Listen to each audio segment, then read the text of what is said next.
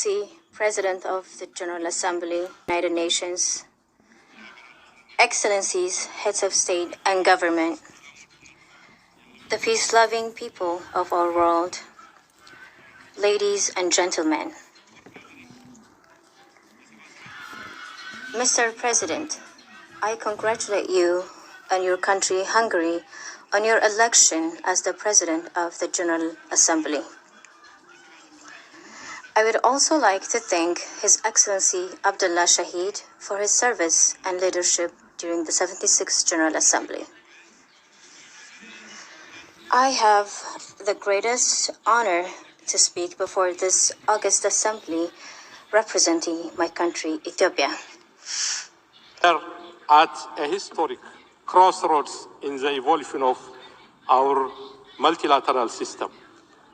Humanity is facing multiple and complex challenges ranging from climate change, extreme poverty, conflicts, terrorism, and geopolitical tensions.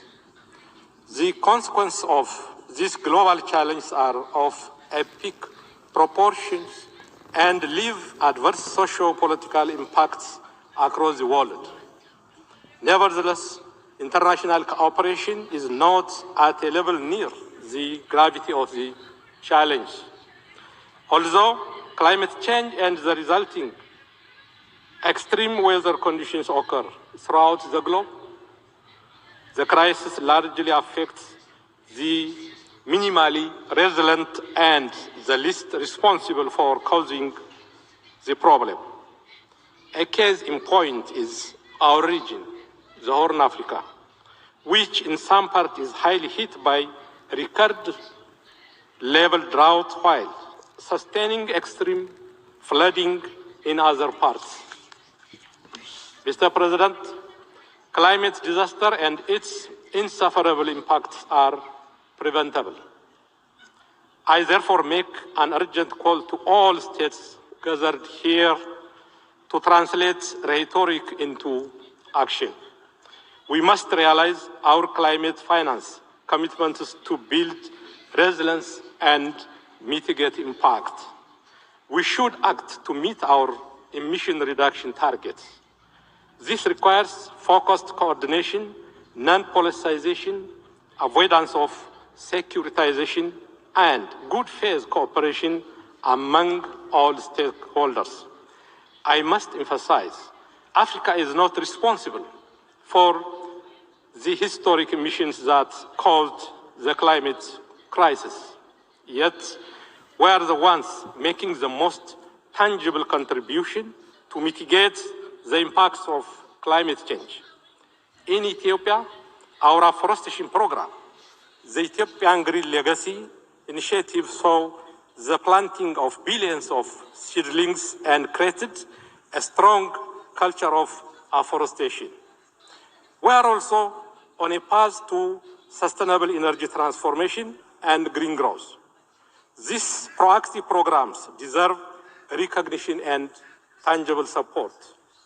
Mr. President, we have a shared planet and a common destiny.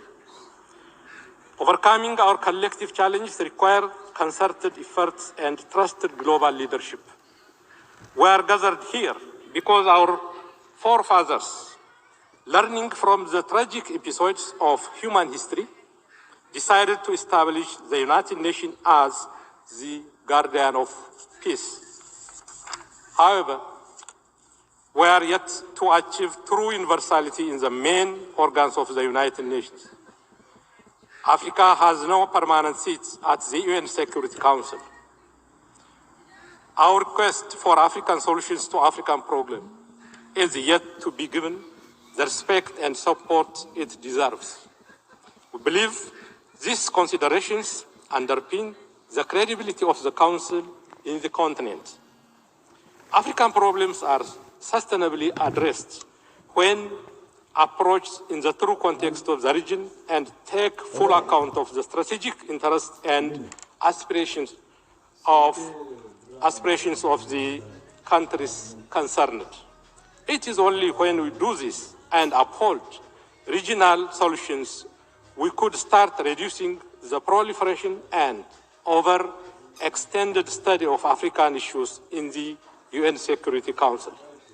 Mr. President, for the past 4 years, Ethiopia has made significant progress in its socio-economic development and democratization. These years have also been compounded by challenges that tested our survival as a nation.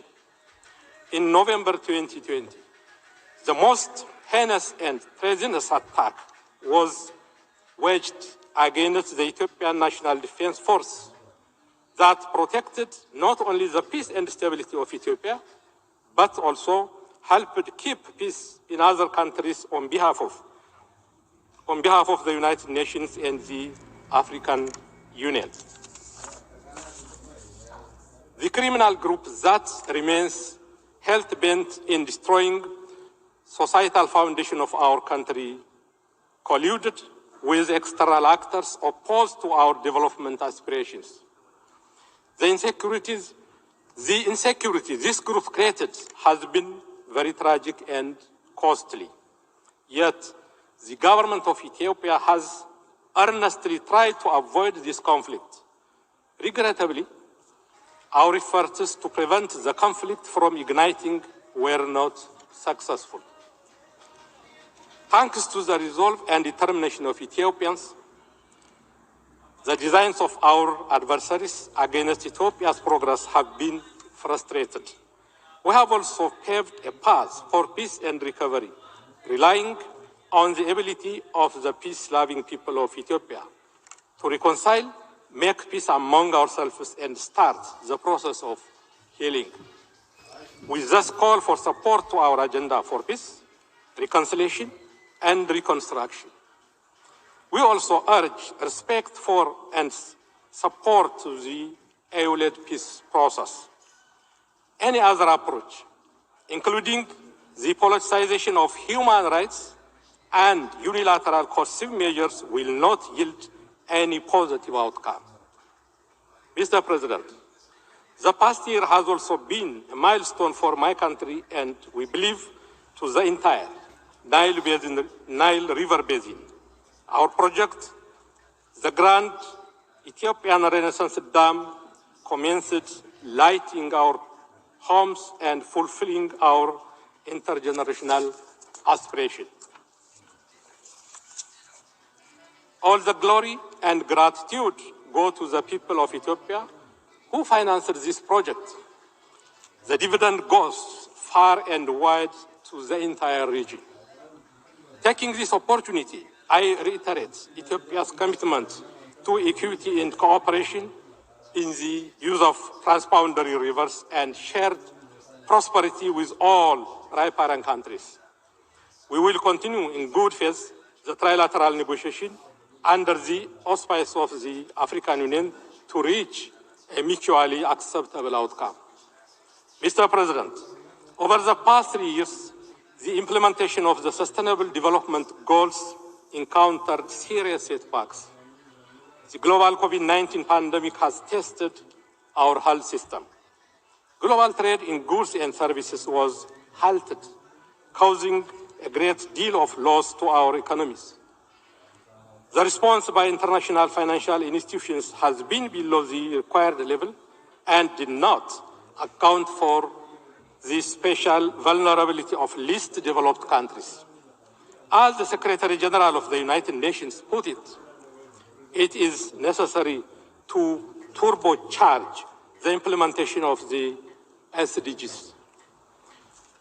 We call for enhanced focus and support to national efforts to improve agricultural and manufacturing productivity, increase investment, facilitate technology transfer, foster fair trade, redouble debt cancellation, and restructuring and enhance international finance for national priority projects.